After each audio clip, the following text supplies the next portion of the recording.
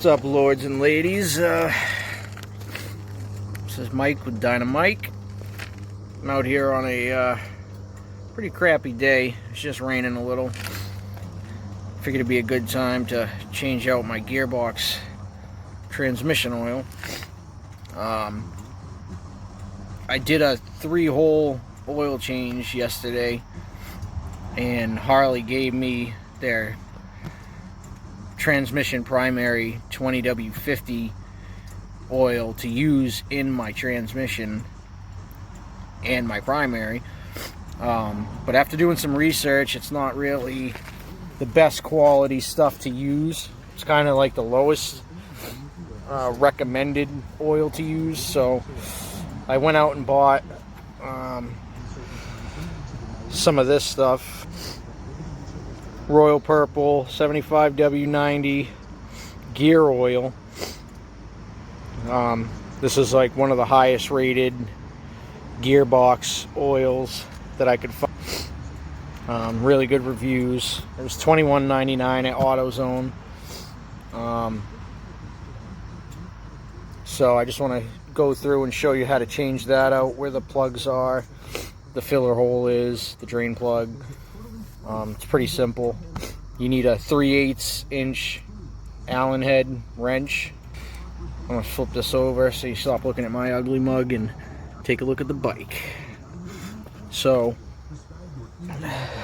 if you see where we are on the bike, this is your filler plug. This is where you need the 3/8 inch Allen head. Right below your battery box. And then underneath here, see if I can get a good view of it. Let's go almost directly underneath. I don't know if my phone will focus. There it is. So that's a 5/8 inch socket. Like I said, on the battery box side of the bike, so almost directly below, a little to the right. That's where you're going to drain it. You can loosen it by hand, or loosen it with the socket first, to the point where you can take it out by hand, slip the oil pan underneath, and drain it out. Look for any metal shards. There's a magnet on it. If you have some metal shavings in there, you know, more than a few or any large chunks, you got a problem. So we'll go ahead and do this change.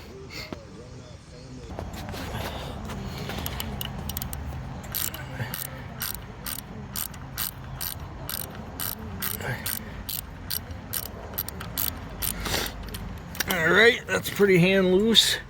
Before I take that all the way out, I'm going to slip the oil pan under there, which is heavy and full of oil from yesterday. And then I'm going to loosen up and open up the filler plug. That way it'll just help it drain and really come out of there. So I got my oil pan under there.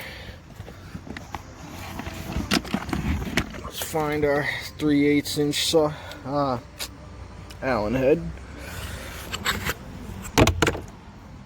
You see that?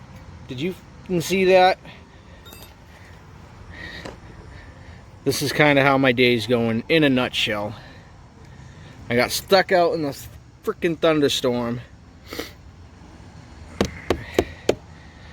It's just one of those days. Alright. Let's put that off.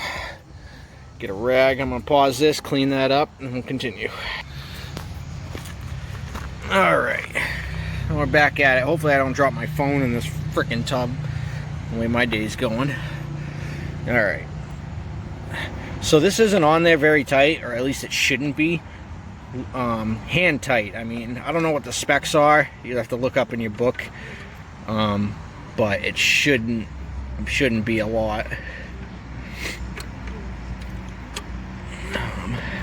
Loosen that up, get some airflow in there. That's also your dipstick to check it. When you do it, you want to make sure that you fill up between those two little lines. It's pretty small,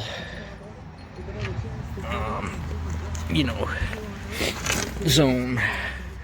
So I'm gonna go reach underneath, loosen that nut the rest of the way.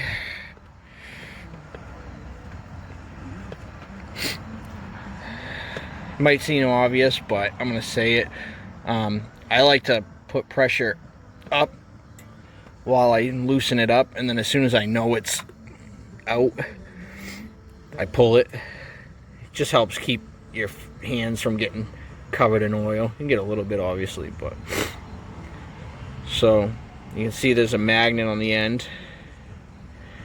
It's focusing all over the place, but you know, there's a few little metal shards, which is normal. There's my fresh, new, clean quart of oil mixing with my old.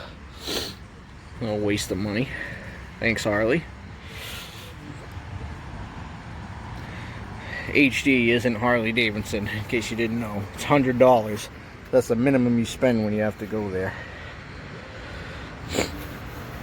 Alright, so we're going to let that drain out. Pretty basic after that. Put the plug back in, torque it on, look in your book for the specs.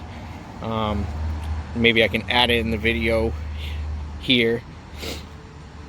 If something shows up, I figured out how to add it. If nothing shows up, I didn't.